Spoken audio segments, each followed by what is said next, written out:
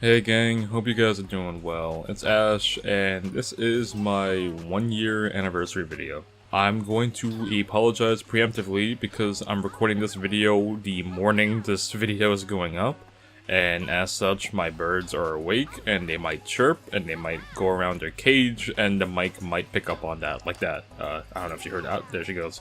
But yeah, it's been 1 year since I dropped that video on Katamari Damacy, so I want to do a little Q&A to celebrate the anniversary.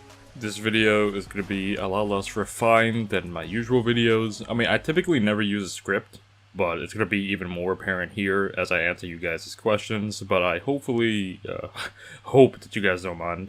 But yeah, I'm going to answer you guys' questions, and I'm going to ramble a little bit to just talk about how this year has been, and I hope you guys stick around for the whole video. With that out of the way, this is Ash, I love you all, and let's begin this Q&A. Have you heard of Tsukihime? It's a VN that had a remake and a pretty good manga adaptation with awesome art. Yeah, no, I'm familiar with Tsukihime. I read a little bit of Fate Stay Night when I was in college, and there goes Ichigo. But yes, I know about Tsukihime, I know about Arcuin and all that.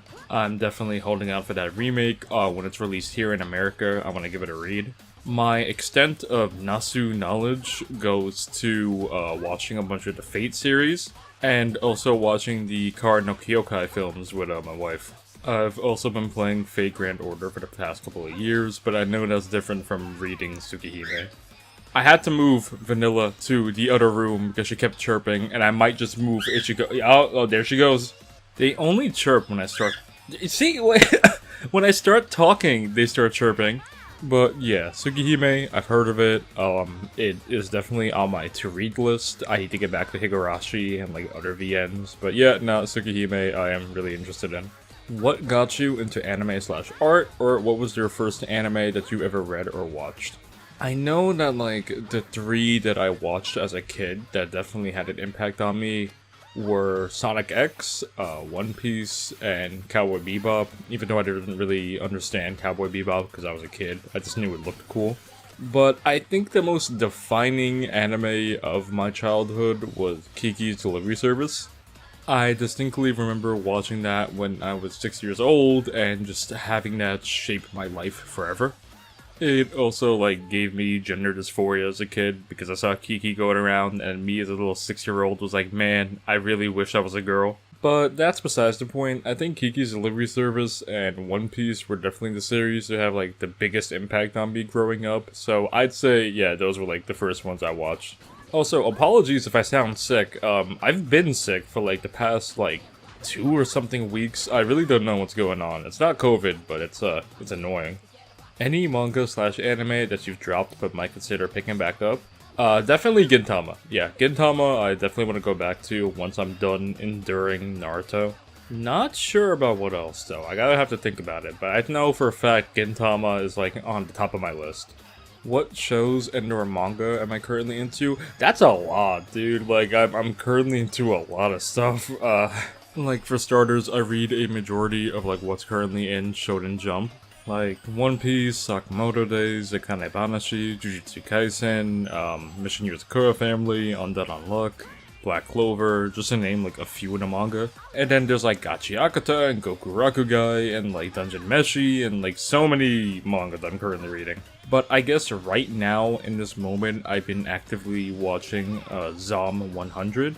And also been watching the Bleach 1000 Year Blood War with my wife, alongside Hajime no Ippo. They're showing it to me. It's great. Ippo is really good, and I think I'm gonna read Ippo after we're done watching all of the anime. It's funny too, I was not expecting Ippo to be like a good boy all this time. I always thought he would be like a delinquent protagonist, but nah, he's like a sweet kid, and it's really cute. But that's just like scraping the top of the iceberg, to be honest. On my Twitter, I talk about pretty much everything that I'm currently reading, so if you're interested, you could go check that out. But yeah, I read a lot of what's in Jump, and then stuff that's in other magazines, or not in like any magazine, like Dogfella, for example.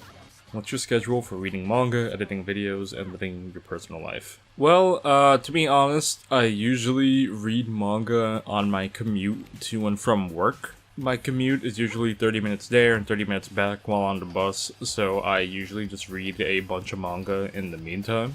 And when I'm at the gym on weekends, in between sets, I just read manga, and that's really about it. Certain series like Jujutsu or One Piece, when they drop early on TCB, I like drop everything and like read those chapters ahead of time. But otherwise, I don't really read too much manga throughout the day, unless like I'm feeling it, you know? I gotta be in the right mindset to want to read manga. But in terms of like basic schedule, I Monday to Friday usually wake up at 7, go to work, come home around like 5:20, gotta pick up my mom and also my uncle who I'm a caretaker for, and I usually get home around like 6:30. Take a shower, make dinner for me and my family if they need it, and around 7 is when free time begins. And art is my utmost priority right now because I have my Patreon and I have commissioned art that I have to do, so I focus on those first and foremost. And once I'm cleared of like my art backlog is when I'm able to like start recording and editing videos. I think September and October might see a little, less videos because I'm preparing for Octobeni, which is something I do every year where I just spend the month of October drawing Kobeni. But I usually draw a bunch of them ahead of time as to not like overwhelm myself. And this is my first Octobeni where I'm not in school and I'm actually like working, so it's gonna be a lot more difficult. In terms of living my personal life, I mean usually after everything's said and done around 7 o'clock, I'm talking with my friends at Discord. We usually have D&D every other Friday and it's fun. That's really about the extent of it. I don't really like going outside too often, to be honest.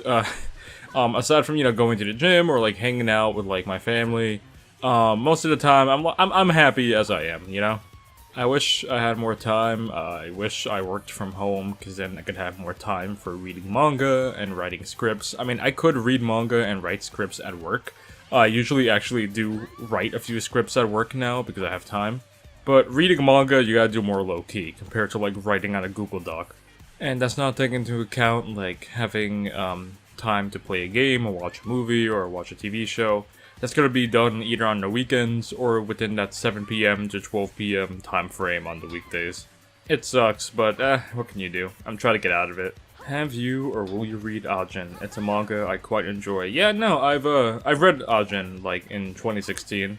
I distinctly remember reading it on my phone back then when I went to my little sister's ice skating practice. And yeah, no, I like Ajin quite a lot actually. I never finished it though, that's the thing. I don't know if it even finished in 2016, but I remember getting a huge chunk of the way through that manga, and I really liked it a lot. I don't know why I stopped reading it. I think it was like a matter of the website I was on that just ran out of chapters, but yeah, no, it was really good, and I definitely gotta get back to it.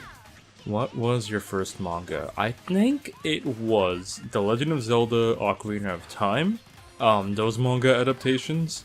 And also, there was like this weird Pokemon Diamond manga that I remember reading. It wasn't the Pokemon Adventures one, no, it was like, it starred this kid named Dia, and I'm trying to remember what it was. I'll probably put it up on the screen if I remember it. It was like Pokemon Adventures of Dia or something, but it wasn't like the Pokemon Adventures manga, if that makes any sense. It was weird, and it had like this one Team Galactic grunt that like had a jiggly butt for some reason, and they kept like emphasizing it. Yeah, I don't know what's up with that one. How are you doing, mentally and emotionally wise? I'm alive, really. Whenever I'm at work and my coworkers ask me how I'm doing, that's usually how I respond. I'm alive, God willing. Truth be told, when I think about, like, the current situation I'm in regarding, like, what's going on at home and work, I tend to spiral. So I try not to, like, think about it too much, because then I just start to just lose it, I guess. Which I don't think is the healthiest of coping mechanisms, and I think I spoke to my therapist about it, who didn't really have much to offer, admittedly. But I'm alive, God willing, and as long as I'm alive, I want to get better. So that's really how I'm kind of doing. That's really how I'm doing. Not in the best place, but you know what, this is temporary, and I'll get out of here soon enough. How do you find new manga? How many manga do you read at once on average? I have a manga app that they don't really like you sharing the name of, so I'm gonna be vague. But it kind of compiles different manga from different websites like Manga C and Manga Dex. And I like looking through the latest manga and seeing what was added. I like looking at Manga Deck specifically for latest manga because they really just upload like anything and everything there, so you get some really interesting ones there. I try not to overwhelm myself because if I read too many manga at once, I'm not going to be able to like catch up with any of them, or at the very least like process what exactly is going on. That's why, like, even with stuff like Shonen Jump, while I read a bunch of the manga that's in the magazine, I don't read everything because I don't want to fry my brain. I think, like, currently I'm reading, like, 20 manga, maybe, but, like, they're weekly or they're monthly. In terms of, like, seriously reading through a manga, I'm really just going through Naruto right now, and that's about it. Because, yeah, I usually have one manga I focus on, and everything else is like a weekly series or something, so it's not the worst. How do you find the time to consume so much media? That's the thing, I don't. Like, genuinely, compared to like a year ago, I just don't have the time anymore. But whatever time I do have, I try to make the most of it. Like I mentioned earlier, I read manga on my commute to and from work. I watch anime with my friends, or like watch movies or what have you. I play games on like my phone or like my PS5 or like my computer and all that stuff. It's like a very delicate balancing act because obviously you don't want to like no-life something. Like the other day I spent so many hours just on Baldur's Gate 3 and like that game's addicting. You gotta know when to like stop, you know, you gotta know like when to focus on other things. It's definitely a learned skill. It's something you just learn as you get older, and like you learn how to divide your time amongst like things you have to do and things you want to do. What is the worst manga you have ever read? See, here's the thing, right? When I'm reading a manga or like watching an anime or something, and I'm not liking it, I don't like force myself to continue, you know? This is usually for a manga that I've only been reading for like a few chapters, because I can easily drop it and be like, yeah, I don't like this, I don't really want to like continue. But for the manga that I've continued and kept going well past the point where I thought it was complete garbage, I'd say, see, like that's the thing though. I'd say Tokyo Revengers, right? But it's not a bad manga when compared to like, I guess, other manga that are like objectively terrible. Tokyo Revengers was just like a steady decline, and it's like a sharp decline, and it just kept going down, and it sucks, and I really don't like Tokyo Revengers, but it was good. That's the thing. If it was like bad from beginning to end, that's one thing, but the fact that Tokyo Revengers was at one point really good, and then it just kept going further and further down, that's what makes it one of the worst mangas to me. Boys Abyss, from like the very beginning, I knew was gonna be not good. So, when now that's like at chapter 100, I'm like, yeah, what did I expect? From the very beginning, I didn't really rock with this. But I still read it because it's really funny to see what happens. Yeah, I know, like, I had that video where I talked about how it's one of the manga I dropped, which is true. However, I still look at it from time to time because it's really funny. Actually, no, you know what? I take back what I said about Tokyo Revengers. I didn't read all of Rent-a-Girlfriend. But whenever I do read it, it fills me with so much rage and anger, so I think I'd say Rent-a-Girlfriend is the worst manga I've read. What's your favorite video game? Well... Okay, here's my thing with that. I remember Breadsword did a video on Howl's Moving Castle, and they made a really good point that when people ask them what their favorite movie of all time is, they never really know what to say. It's a tough question, basically. You're condensing years worth of media consumption to just one answer. And how Breadsword got around it was by saying Howl's Moving Castle was their favorite movie right now. So right now, my favorite video game, as of you asking me this, is still Yakuza 7, I'd say.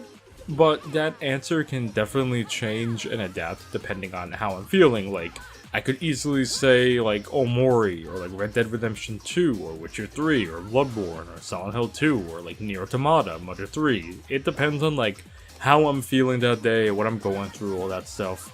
If I replayed that game recently, those are like the factors you have to consider. But as of you asking me this question, I'd say yeah, my favorite video game is Yakuza Like a Dragon. It's great, it's fantastic JRPG with a middle-aged cast, and friggin' Ichiban is like the best, and I love him. But every fiber of my being, him and his party are the best, and I love them. Any plans to do another video like the Shenmue video? The Shenmue video genuinely felt like a last hurrah to me, if I'm being honest. It was like the last huge video I did before I got like a full-time job and also graduated from my master's degree. Not including that Gege Akutami video I did about like their one-shots. But yeah, that Shenmue video was like weeks worth of writing a script, recording footage, doing research, all that stuff, and that video was almost an hour long, and it was a genuine trial from God. Throughout that video, there's a lot of times where I use other footage from like other sources that I found, and I recorded everything in that game. I recorded pretty much all the footage that like I wanted to talk about in Shenmue. I had it recorded, but my capture card or my laptop just completely messed up and I lost a lot of the footage, or like the audio was completely messed up, and that was just hell basically. Because I would have to re-render the video, which would take like a few hours, and then re-watch the video from start to end to make sure that there was no like audio bugs or desync issues and all that stuff, which I guess is like part of the video creating experience. But man, that combined with like how long it took to replay Shenmue and all that stuff really put me off from doing a video like that on Shenmue 2. But I always felt like I kind of want to do something like that again. Just probably not right now. Top 10 bisexual characters from Atlanta. Alright, number 1, Denji. Number 2, Hikari. That's it. What's your favorite drawing of this year? I'd say, I drew a lot of really good pieces this year, if I'm being honest, not to toot my own horn. But I'd say my favorite piece would be my recreation of the Good Kid, Mad City album art by Kendrick Lamar. I redrew that with Nayuta, Denji, Power, and Aki, and I'm really proud of how that one came out. I've been trying to lean more towards drawing Makima as like this demonic entity because I think it's fun. And I definitely want to do a video on Makima sometime before this year ends, so keep an eye out for that. I've been like brainstorming a script, so that's something to look forward to. Top 3 most delicious looking meals in Dungeon Meshi. Jeez. It's been a minute since I've read Dungeon Meshi from start to beginning. Start to end, it's about to end. The one that always comes to mind is the succubus soup, where it's just succubus milk powder and some other seasoning. That's the only thing I can think of, and it's really funny. I would have to like go back and think about all the meals they cook in Dungeon Meshi and just pick one. Also, I kinda wanna know how the Dennis Atlanta meme started. Okay, so like for that, there's a few layers. For the bisexual light-skinned man from Atlanta meme, it came from, I believe, Zach Fox, who once posted like this weird Kingdom Hearts fan art, and he said Kingdom Hearts would be a lot better if it starred a bisexual light-skinned fella from Atlanta, and ever since then, that phrase has been engraved into my mind, and it's just really funny. I don't know why, but it's just really funny to me. In terms of calling Denji Dennis, I think it's just something that came from like reading comments on manga websites, and also going to like subreddits like Chainsaw Folk and Jujutsu Folk, where they like to do this thing where again they just rename characters depending on like what their 4Kids equivalent would be. And I don't know, something about Dennis always stuck with me, and I just love calling Denji Dennis now. I know they call Asa like Ashley, for example, which is great too. What's your favorite video and favorite image you've ever used in a video? I'd say, with all honesty, that my favorite video was my Shenmue video. That video was so hard to make, and it came out right when Tears of the Kingdom came out, and I had to like force myself not to play that game just to finish the video, and it was a trial from Hercules to say the least. But I am so proud of how that video came out. And I'm so grateful that I was able to put out that video before I got my full-time job. It's also like my video where you can clearly see how I was influenced by Running Shine, who is like one of my biggest influences. And I'm really glad that while I was influenced by him, I was able to carve my own identity, I feel, in a way. And in terms of favorite image you've ever used in a video, aside from always using images of low tier god, I love that one image I use of the Korean drawing of the man doing a thumbs up with like a little hand on his hip. That is one of my favorite images of all time. and I will always look for an excuse to shove that in all of my videos. And with that, that's all of the questions that were asked out of the way. And I guess I just want to reflect on everything that's happened within the past year. So I made that Katamari video a year ago today because I was entering my last semester of graduate school, and I was kind of panicking, I guess. I didn't know what would happen after I graduated. I didn't know if I would immediately enter the workforce and just not have any free time anymore and all that stuff. So I was worried, because that Katamari video I've been wanting to make since like 2018, I think, when like Katamari Reroll came out. And for like years, I would just eternally postpone it because I'm like, oh, I don't have a good enough microphone, I don't have like a good capture card, blah blah blah, I don't have a good script. So when my final semester of grad school came around and I felt like my time was actually coming up, I decided, you know what, I don't care how bad the script is, I don't care how bad the production values are, I want to have something out before I go to my last semester, before I graduate. I don't care how it comes out, but I wanted to have something out. And I released it, and I was proud. I was genuinely proud by the research I did. I was proud by the gameplay and like my talking points. I didn't really have that many jokes in that Katamari video, which is fine because I was just, you know, getting my foot in the door, I guess, and finding like my style and what worked for me. But I think it's like, how do I put it? I think a lot of people are in that boat where they're afraid to do something because they're afraid it's not going to be good. It's not going to live up to their own expectations that they set in their own mind. But to that, I just say, just do it. Like, genuinely, just do it. Who cares if it's unpolished? Who cares if it's quote-unquote bad or whatever? What matters is you did it. You did the best you could given your current skill set. And you're trying, you know? Technically, I started doing a bunch more YouTube videos, specifically manga videos, on December 31st, when I've released the first Strange Manga I Find video. But I think it's the Katamari video that set off the domino effect of like, me wanting to make a bunch of YouTube videos. And genuinely, if I could make YouTube videos for a living, I would. But right now, I need to just, you know, grow the channel, see where it takes me, and go from there. Just currently, again, art is my utmost priority, and then videos are like below that. So I would always try to get art done before I get videos done because I've been doing art all, like, all my life basically. But I have not and will not give up on videos, and who knows, maybe like in a few years I could look back on this video and be like, hey, look, you made it as a big YouTuber, or like something dumb like that. But yeah, thank you guys. Genuinely thank you guys for all the support, you know, the loving kindness you guys have shown to me throughout the past year. I really appreciate it, and I'm glad that this channel is almost at 2K subscribers. That does mean a lot to me. That's a lot of people, you know, that genuinely is a lot of people.